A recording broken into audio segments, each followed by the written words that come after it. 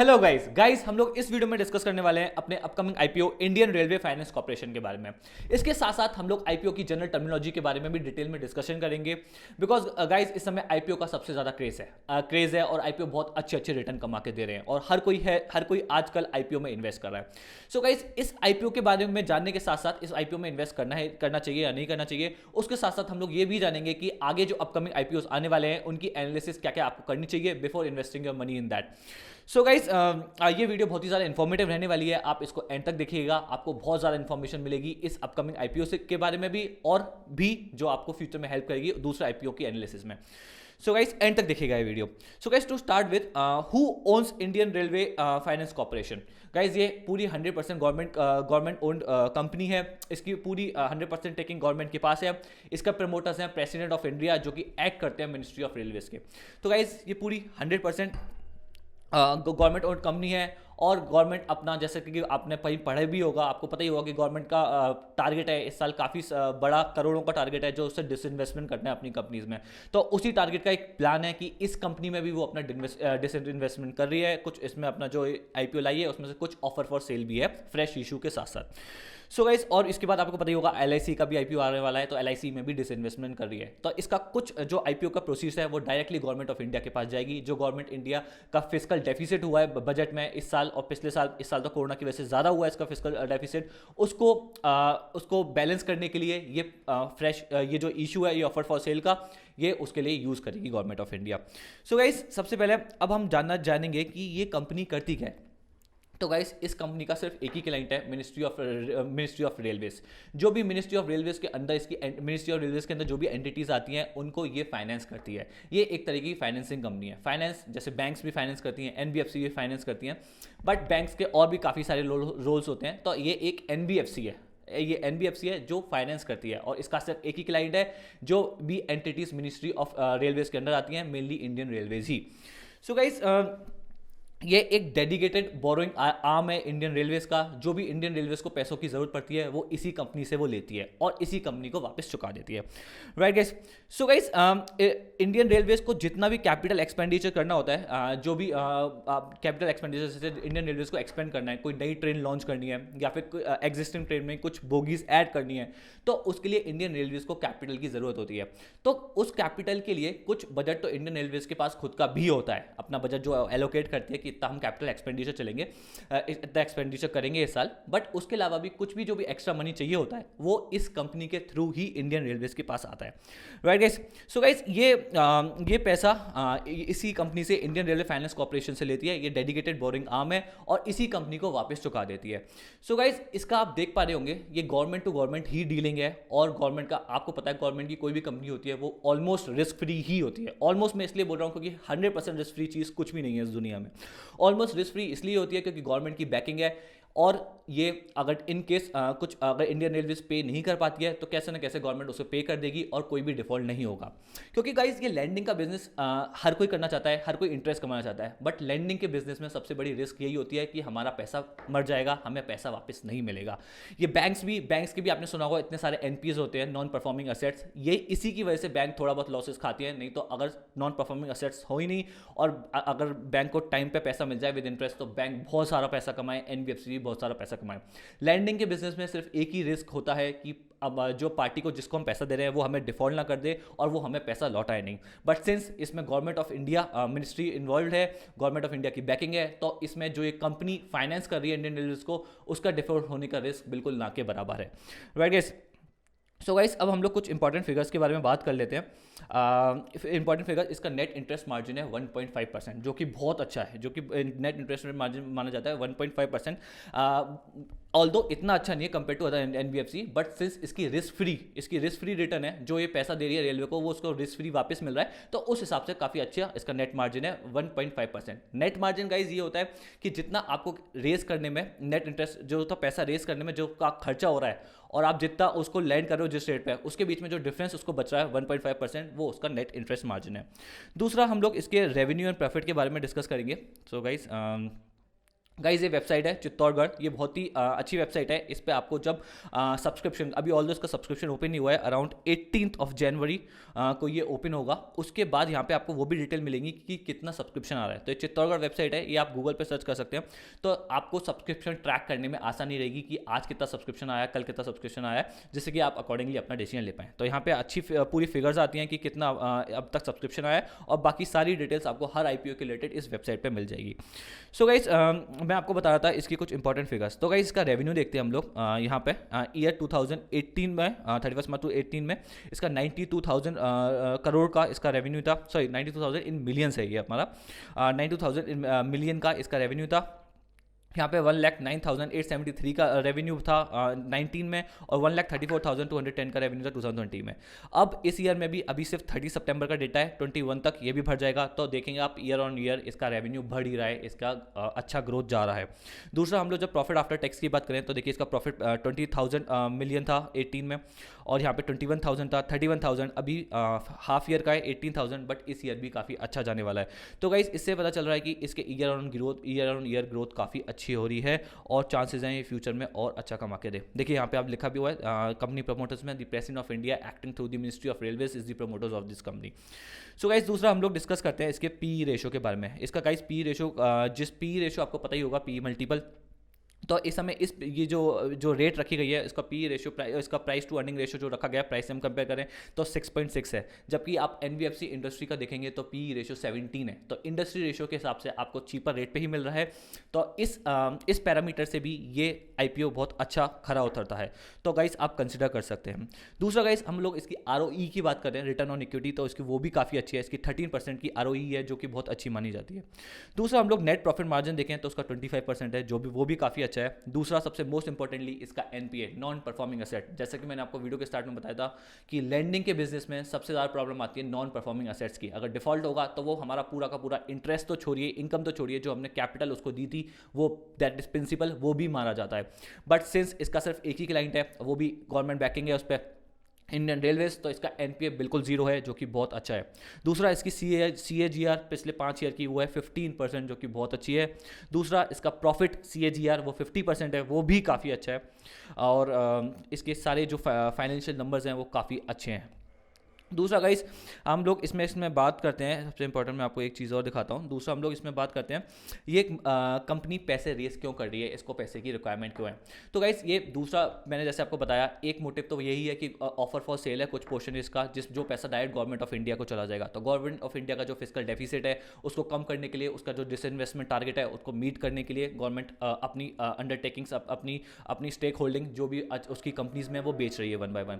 दूसरा जो इसका फ्रेश इशू है, जो पैसा कंपनी के पास जाएगा वो यूज़ करेगा ये अपने कैपिटल रिक्वायरमेंट्स के लिए। धीरे धीरे इंडियन रेलवे एक्सपेंड कर रहा है, इंडियन रेलवे को ग्रोथ के लिए पैसा चाहिए, तो वो पैसा यही प्रोवाइड करेगी फाइनेंसिंग कंपनी जो है Indian Railway Finance corporation.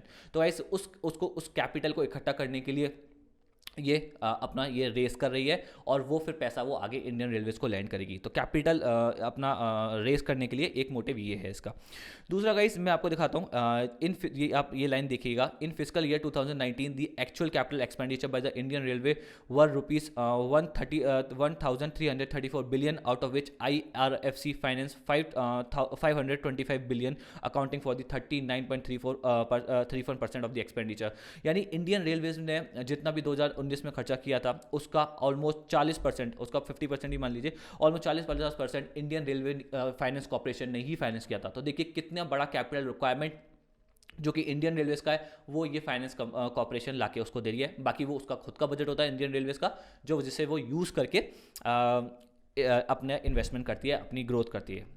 Right, इसकी कॉम्पिटिटिव स्ट्रेंथ जो मैंने बताई 1 बाय 1 ये दोबारा डिस्कस कर लेते हैं हम लोग। Strategic role in the Indian Railways growth, obviously strategic role है क्योंकि यही फाइनेंस करती है पूरा। साउंड क्रेडिट रेटिंग, क्रिसिल ने इसको AAA+ की रेटिंग दी है, इकरा ने इसको AAA+ की सेम रेटिंग दी है। गाइस इसकी रेटिंग इसलिए इतनी अच्छी है क्योंकि इस पर गवर्नमेंट बैकिंग है, और इसकी रेटिंग जब किसी कंपनी की अगर क्रेडिट रेटिंग बहुत अच्छी होती है तो वो बहुत ही लो रेट पर अब मार्केट से कैपिटल रेस कर सकती है। देखिए अगर कोई रिस्की रिस्की इन्वेस्टमेंट होगा, रिस्की कंपनी होगी जिसकी क्रेडिट रेटिंग अच्छी नहीं होगी, मान लीजिए बी है या सी है, तो उसको लोग पैसा तभी देंगे जब लोगों को लगेगा कि मुझे इंटरेस्ट रेट ज़्यादा मिल रहा है। बट किसी कंपनी की रिस्क ही बहुत कम है, उसकी रेटिंग A1+ है, तो गाइस वो कहेगी मैं तो, हमारे तो रिस्क ही नहीं है, हम कम रेट पे आपसे पैसा लेंगे। तो गाइस इसलिए ये कैपिटल रेस कर सकते हैं बहुत कम लो कॉस्ट पे, और compare to companies which has lesser credit rating, they raise money at a higher interest rates. So guys इसकी क्रेडिट रेटिंग बहुत अच्छी है, इससे इसके पास ये एज है कि ये कभी भी अपनी कैपिटल लोअर रेट पे जुटा सकती है। दूसरा इसकी कॉम्पिटिटिव कॉस्ट ऑफ बोरिंग, वही इसी वजह से कॉम्पिटिटिव कॉस्ट ऑफ बोरिंग, जैसे मैंने आपको ऊपर समझाया, क्रेडिट रेटिंग इसकी अच्छी है तो बहुत अच्छे रेट पे ये बोरो कर सकती है। दूसरा कहीं स्ट्रॉन्ग फाइनेंशियल परफॉर्मेंस, मैंने आपको दिखाया यहाँ पे, देखिए फाइनेंशियल परफॉर्मेंस की काफ़ी अच्छी जा रही है। Sound asset liability management, experience management team, right guys. So guys ये हमारा आईपीओ है जो आ रहा है, बाकी मैं आपको और डिटेल्स शेयर कर देता हूँ। अब हम लोग वन बाय वन इसके प्रोज एंड कॉन्स को डिस्कस करेंगे, उसके बाद हम लोग डिटेल्स जो इसकी प्राइस है और कब ओपन हो रहा है ये इशू, फिर वो चीज़ हम लोग डिस्कस करते हैं, और इसमें से कितना पोर्शन ऑफर फॉर सेल है और कितना फ्रेश इशू है।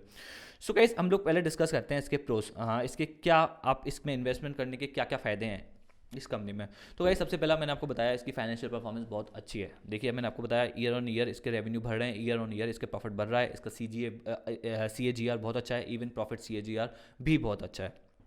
दूसरा गाइस इसके एनपीओ भी जीरो हैं। दूसरा गाइस इसमें जैसे मैंने बोला कि गवर्नमेंट सेक्टर की बैकिंग है, तो इसके बिल्कुल एनपीए बिल्कुल जीरो हैं, ये भी बहुत बड़ा इसको फ़ायदा है इस एनबीएफसी को, जो कि लैंडिंग बिजनेस में सबसे ज़्यादा प्रॉब्लम देता है। दूसरा गाइस इसकी क्रेडिट रेटिंग, जैसे मैंने आपको दिखाया, क्रेडिट रेटिंग बहुत अच्छी है, जिससे कि ये कैपिटल अपनी बहुत लो बजट पे रेस कर सकती है, लो कॉस्ट पे रेस कर सकती है। दूसरा गाइस अपने जो अपनी इंडियन रेलवेज़ है नए नए प्रोजेक्ट्स लॉन्च कर रही है, जैसे पता हमारे गवर्नमेंट ऑफ इंडिया जो हमारी करंट गवर्नमेंट है वो काफ़ी सारे स्टेप्स ले रही है इंडियन रेलवे को रेवोल्यूशनाइज करने के लिए। तो नए नए एक्सपेंशन चल रहे हैं, नए नए प्रोजेक्ट चल रहे हैं, और जब इन नए नए प्रोजेक्ट्स को लगाएगी इंडियन रेलवेज, तो उसके लिए इंडियन रेलवेज को फंड चाहिए होंगे, और ये फंड कौन प्रोवाइड करेगी? यही company Indian Railway Finance corporation. So guys इसका फ्यूचर बहुत अच्छा है फ्यूचर में, और क्योंकि ऑल्दो इसका एक ही क्लाइंट है, बट वो क्लाइंट की ग्रोथ बढ़ रही है, उसको बहुत ज़्यादा डिमांड आने वाली है फ्यूचर में फंड्स की। जब डिमांड आएगी तो उसको इंटरेस्ट भी ज़्यादा मिलेगा, और ये काफ़ी और अच्छे प्रॉफिट कमा पाएगी। दूसरा गाइस इसकी मोनोपोली है बिजनेस में, क्योंकि मोनोपोली इसलिए है क्योंकि जो भी इंडियन रेलवे को फंड चाहिए होगा वो यही कंपनी प्रोवाइड करेगी, यही उसका पूरा फाइनेंसिंग आर्म है, वो कहीं और से इंडियन रेलवे फाइनेंस नहीं लेगी, तो इसलिए इसकी मोनोपोली है इस बिजनेस के अंदर। दूसरा गाइस इसका कौन ये है कि सबसे बड़ा कौन यही है। अगर कौन में हम डिस्कस करें, ऑल्दो इसके 4-5 मैंने आपको प्रोज गिनाए, बट इसके 1-2 कुछ कौन भी हैं। कौन सबसे इंपॉर्टेंट यही है कि इसका सिर्फ एक ही क्लाइंट है, दैट इज़ इंडियन रेलवेज। अगर इसको पैसा देना है और इंडियन रेलवेज को इस पैसा है इसके पास पैसा देने के लिए, तो सिर्फ ये इंडियन रेलवेज को ही दे सकती है। अगर सपोज कीजिए इंडियन रेलवेज की ग्रोथ कभी कम हो गई, या फिर गवर्नमेंट की कुछ ऐसी पॉलिसी आ गई, उन्होंने बोला कि अभी इंडियन रेलवेज पे फोकस हम लोग कम करते हैं, तो गाइस इंडियन रेलवेज इन लोगों से पैसा बोरो करेगी नहीं, इतना ग्रोथ पे फोकस करेगी नहीं, तो इसकी भी अर्निंग नहीं होगी, राइट। इसलिए तो ये पूरा का पूरा इसका डिपेंडेंट है अपने एक ही क्लाइंट पे, which is Indian railways, right. दूसरा गाइस इसका अभी कोविड में आपने देखा ही होगा, कोविड-19 में सबसे ज़्यादा इंपैक्ट आया था अपने टूरिज्म और ट्रैवलिंग, ये टूरिज्म सेक्टर है, और टूरिज्म सेक्टर में सबसे बड़ा आता है यही अपना ट्रैवल का, जिसमें हमारी एयरलाइंस होती हैं और ये रेलवेज होती हैं, तो इसका बहुत ज़्यादा इंपैक्ट आया था कोरोना में। और देखेंगे आपकी जो हमारी लिस्टेड जैसे IRCTC है जो भी केटरिंग सर्विसेज प्रोवाइड करती है, food and catering services Indian railways को, तो उसके शेयर प्राइस भी बहुत ज़्यादा गिर गए थे अभी कोविड में। ऑल्दो अब तो काफ़ी रिकवर हो गए हैं, बट अभी भी अपने ऑल टाइम हाई से वो काफ़ी नीचे है। सो गाइज इसलिए ये पूरा का ये कोविड-19 का काफ़ी ज़्यादा इम्पैक्ट आया है इंडियन रेलवेज में, तो उसको बट धीरे धीरे ऑल्दो जब से वैक्सीनेशन अभी भी प्रोग्राम लॉन्च हो चुके हैं, धीरे धीरे सब कुछ रिकवर कर रहा है, पूरी इकोनॉमी रिकवर कर रही है, तो जब हम इंडियन रेलवेज भी रिकवर करेगा, बट स्टिल कोविड का काफ़ी अच्छा खासा इम्पैक्ट है इंडियन रेलवेज पे, तो इसलिए इसको रिकवर करने में थोड़ा टाइम लगेगा, जिसका इम्पैक्ट इस कंपनी पे भी पड़ सकता है, क्योंकि जब इंडियन रेलवेज ग्रो करेगा तभी उसको पैसे की ज़रूरत पड़ेगी, और तभी ये कंपनी प्रोवाइड करेगी, और जब ये कंपनी प्रोवाइड करेगी पैसे तभी अर्न कर पाएगी, राइट गाइस। सो गाइस अब मैं आपको इंपॉर्टेंट फिगर्स और इंपॉर्टेंट डेट्स बता देता हूँ, ये प्रोज एंड कॉन्स हो गए। तो मोस्टली अभी तक हमने देखा कि इसके प्रोज ज़्यादा हैं, कौन थोड़े बहुत ही हैं, जो ये कंपनी ईजिली ओवरकम कर सकती है, जैसा लग रहा है हमें अभी। दूसरा गाइस मैं आपको दिखाता हूँ IRFC IPO डिटेल्स। ये लॉन्च हो रहा है हमारा 18 जैन 2021 को। इसकी क्लोजिंग डेट है 28 जैन 2021 को, आप अब तक अप्लाई कर सकते हैं। दूसरा, इसकी फेस वैल्यू 10 रुपीज़ पर इक्विटी शेयर है। IPO प्राइस है 25 to 26, अपर बैंड पे इसका 26 है, तो आप 26 पे ही अप्लाई कीजिएगा। दूसरा, इसका मार्केट लॉट साइज है सॉरी दूसरा, इसका मार्केट लॉट है 575 शेयर्स, यानी आपको 575 शेयर्स मिनिमम खरीदने पड़ेंगे, आपको एक लॉट के लिए अप्लाई करना पड़ेगा। जब एक कंपनी लिस्टेड हो जाती है तब इस आपके एक शेयर, दो शेयर, आप कितने भी शेयर खरीद सकते हैं। बट जब आप IPO के लिए एप्लीकेशन डाल रहे हैं तो आपको एक लॉट की मिनिमम एप्लीकेशन डालनी पड़ेगी।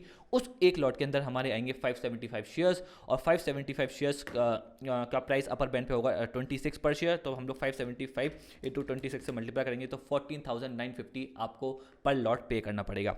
और रिटेल कैटेगरी आपको पता होगा, रिटेल इन्वेस्टर्स सिर्फ 2 लाख रुपीज़ तक लगा सकते हैं। तो 2 लाख को अगर मैं 15,000 डिवाइड करता हूँ तो अप्रॉक्सीमेटली हमारा निकल के आएगा 13 लॉट। तो आप सिर्फ मैक्सिमम रिटेल कैटेगरी में 13 लॉट तक ही अप्लाई कर सकते हैं। आपको कितने मिलते हैं that is a separate thing, वो डिपेंड करता है कि सब्सक्रिप्शन कितना ज़्यादा आता है। राइट गाइस, सो गाइस दूसरा ये अपना ये IPO ओपन डेट 18 ये बेसिस ऑफ अलॉटमेंट आपको 25 जैन तक आ जाएगा। इनिशिएशन आपको जिन लोगों को सब्सक्रिप्शन, जिन लोगों को ये अलॉट नहीं होंगे इसके शेयर्स, उनको रिफंड मिलना शुरू हो जाएगा 27 जैन 2021 से। और इसकी लिस्टिंग डेट है हमारी 29 जैन 2021। राइट, दूसरा गाइस मैं आपको बता दूं, देखिए यहाँ पे लिखा हुआ है 13 लॉट्स आप मैक्सिमम अप्लाई कर सकते हैं अपर में। दूसरा गाइस इसमें प्री इशू शेयर होल्डिंग 100% और पोस्ट इशू शेयर होल्डिंग 86%, यानी अभी गवर्नमेंट ऑफ इंडिया जो इसका प्रमोटर्स हैं उसकी 100% शेयर होल्डिंग है, बट इसके बाद पोस्ट इशू उसकी शेयर होल्डिंग 86% रह जाएगी। राइट गाइस, दूसरा गाइस मैं आपको अमाउंट और बताता हूँ कितने का IPO है। IPO है हमारा अराउंड 4,633.38 करोड़ रुपीज़ का, मतलब इतना पैसा ये लोग पब्लिक से रेस कर रही है कंपनी। उसमें से ये ऑफर फॉर सेल का मैं आपको अमाउंट बताता हूँ, यहाँ पे नीचे लिखा होगा।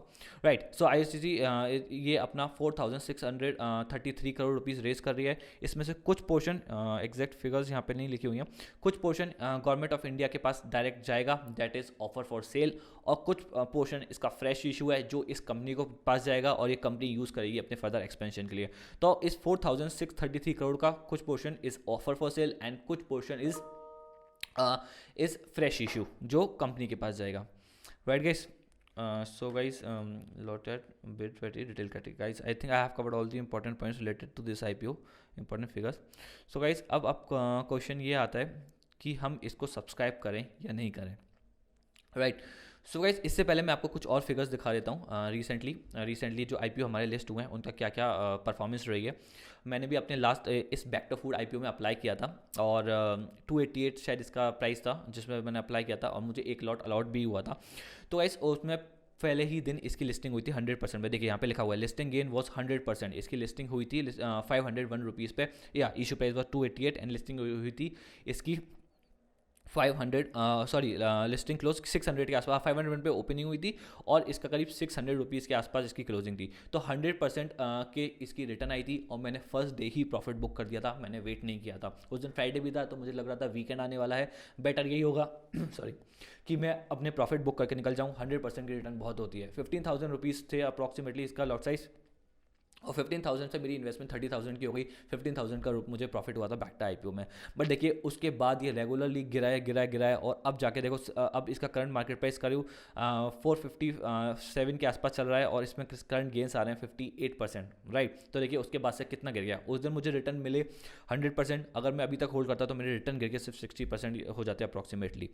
सो गाइस टाइम पे एग्जिट कर लेना चाहिए। वो एक्चुअली लोगों को क्या हुआ, बर्गर किंग ने जब अपना IPO था, जब उसका लिस्टिंग हुआ, लिस्टिंग के बाद उसमें रेगुलरली अपर सर्किट लगाए थे, और वो गाइस पूरा ऑपरेटर्स का गेम था। आपने देखा होगा बर्गर किंग में स्टार्टिंग में अपर सर्किट लगे थे, फिर बहुत सारे रिटेल इन्वेस्टर्स ने उन जिनको IPO नहीं मिला था और भी लोगों ने खरीदना शुरू कर दिया। उसके बाद कुछ दिनों के बाद लोअर सर्किट लगना शुरू हो गए। तो गाइस वो पूरा ऑपरेटर का गेम था। ऑपरेटर ने स्टार्टिंग में शेयर भगाया तो लोगों को लगा लिस्टिंग के बाद भी लेना बहुत बेनिफिशियल है, अगले दिन अपर सर्किट लगते हैं, बहुत फायदा होता है। तो यही सोच के काफ़ी सारे मेरे जान पहचान के लोगों ने भी बैक्टर फूड में फर्स्ट डे जिस दिन लिस्टिंग हुई इन्वेस्ट करना शुरू कर दिया, बट सेकंड डे से बैक्टर फूड गिरना शुरू हो गया। तो गाइस ये पूरा ऑपरेटर का गेम रहता है, आप इसलिए कॉशियसली चलिएगा। अगर आपको अच्छा प्रॉफिट मिल रहा है तो टाइम पे बुक कर लीजिएगा, लालच मत कीजिएगा। Because I always say grid and fear, if you can control over your grid and fear you can also be successful in the market. Right guys, तो गाइस अब हम लोग सब्सक्रिप्शन देखते हैं। इसका यहाँ पे सब्सक्रिप्शन लिखा होगा, कितना टाइम सब्सक्रिप्शन आया था। देखिए इसका टोटल सब्सक्रिप्शन आया था बेक्टा फूड का 198 टाइम्स, और इसकी लिस्टिंग हुई थी 100% प्रीमियम पे। और इसका सब्सक्रिप्शन बर्गर किंग का आया था हमारा 156 टाइम, और इसकी लिस्टिंग हुई थी हमारी उससे भी ज़्यादा 130% पे इसको लिस्टिंग गेंस मिले थे। सो गाइस सब्सक्रिप्शन से हमें बहुत ज़्यादा इन्फॉर्मेशन मिल जाती है कि कितना ज़्यादा सब्सक्रिप्शन आ रहा है, इसलिए ही मैं आपको ये डेटा दिखा रहा हूँ। अब एंटोनी वेस में देखिए आप, इसका सब्सक्रिप्शन भी अच्छा था, बहुत अच्छा क्या था, मतलब उसके कंपैरिजन में तो बहुत ही कम है, ओनली 4 टाइम्स अप्रॉक्सीमेटली। बट इसके लिस्टिंग गेंस भी काफ़ी अच्छे थे। 30% की रिटर्न आपको मिल रही है 10-15 दिन में। इससे अच्छी चीज़ क्या है? लोग एफडी में इन्वेस्ट करते हैं, पूरे साल में 6% कमाते हैं, आपको 15 दिन में अगर 30% की रिटर्न मिल रही है तो इससे अच्छी चीज़ क्या है? अगर आप एनुअलाइज करेंगे तो इसका 30% का तो ये कितना ज़्यादा हो जाएगा।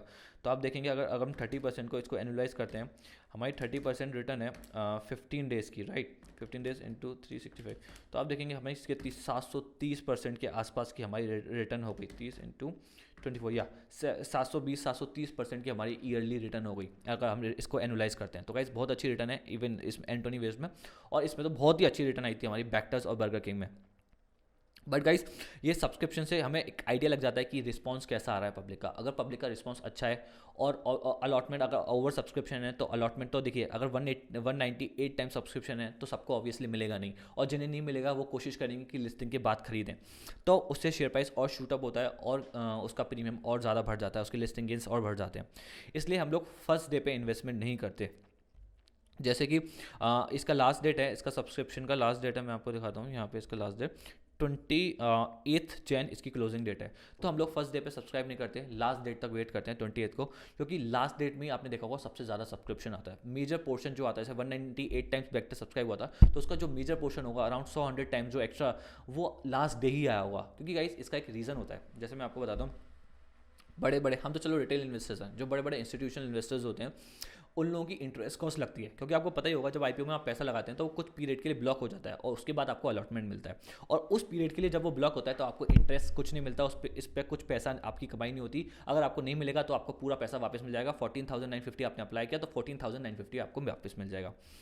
तो गाइस इस वजह से क्या होता है, अपनी इंटरेस्ट कॉस्ट बचाने के लिए इंस्टीट्यूशनल इन्वेस्टर लास्ट डे तक वेट करते हैं, दैट इज 28 जैन। इसके केस में लास्ट डेट में देखते हैं कितना सब्सक्रिप्शन आ रहा है, कितना सब्सक्रिप्शन आ रहा है वो हम जैसे रिटेल लोग देखते हैं, बट ये लोग लास्ट डेट पे सब्सक्राइब करते हैं। इन्हें पता होता है मुझे सब्सक्राइब करना है, बट ये लास्ट डेट पे करते हैं अपनी इंटरेस्ट कॉस्ट बचाने के लिए, क्योंकि इनकी पर डे इंटरेस्ट कॉस्ट भी बहुत हाई होती है। रिटेल कैटेगरी में तो आप 2 लाख रुपये तक ही लगा सकते हो, बट इंस्टीट्यूशनल कैटेगरी में, इस कैटेगरी में आप करोड़ों रुपये भी लगा सकते हो। इसलिए करोड़ों रुपये पे जब एक एक दिन की इंटरेस्ट रेट पर भी बहुत फर्क आ जाता है इन लोगों को, इसलिए लास्ट डे पे इन्वेस्टमेंट करते हैं। दूसरा, हम जैसे रिटेल इन्वेस्टर्स और भी लोग वो क्या करते हैं, पहले इस कंपनी का वो देखते हैं इंटरेस्ट कितना है मार्केट में, फर्स्ट और सेकंड डे की सब्सक्रिप्शन के बेसिस पे ऑब्जर्व करते हैं कि कितना इंटरेस्ट आ रहा है मार्केट में, कितना इंटरेस्ट एज मतलब कितना लोग इंटरेस्ट ले रहे हैं और कितने लोग इन्वेस्ट कर रहे हैं इस आईपीओ में, उसके बेसिस पे अपने लास्ट डे पे वो आईपीओ सब्सक्राइब करते हैं या नहीं करते हैं। सो गाइस अभी as of now till now ये बहुत अच्छी कंपनी है, इसको सब्सक्राइब करेंगे ही हम लोग 100%, बट स्टिल हम लोग लास्ट डे तक वेट करेंगे, देखेंगे इसका कितना सब्सक्रिप्शन आ रहा है, उसके बेसिस पे और मेजर डिसीजन लेंगे, जैसे कि कितने लॉट अप्लाई करने हैं, और अगर अच्छा है बहुत तो हम लोग हो सकता है ज़्यादा लॉट अप्लाई करते हैं अलग अलग अकाउंट से। दूसरा गाइस, आपको आईपीओ अगर चाहते हो आपको आईपीओ मिले तो आप एक अकाउंट से नहीं अलग अलग अकाउंट से अप्लाई करके देखिए, क्योंकि हो सकता है किसी एक अकाउंट में मिल जाए। बेक्टर का आईपीओ भी मैंने 5 अकाउंट से अप्लाई किया था, तब जाके मुझे एक अकाउंट से मिला, वो भी एक लॉट मिला। मैंने हर अकाउंट से 2-2 3-3 लॉट अप्लाई किए थे 5 अकाउंट से, तब जाके मुझे एक लॉट मिला एक अकाउंट से। सो गाइस बट देखिए मेरी कैपिटल चाहिए उतनी, क्योंकि मेरी 5 अकाउंट इंटू 3 करके मेरी करीब 5 अकाउंट में लगाए थे इंटू 3 इंटू 15,000, मेरी अराउंड 2,25,000 रुपये की कैपिटल ब्लॉक हो गई और 15 दिन के लिए, और मैं उसको यूज़ नहीं कर पाया अपनी दूसरी ट्रेडिंग के लिए। तो उसी के हिसाब से आप डिसीजन लीजिएगा कि आपका कितनी कैपिटल है और आपको कैपिटल की रिक्वायरमेंट है या नहीं।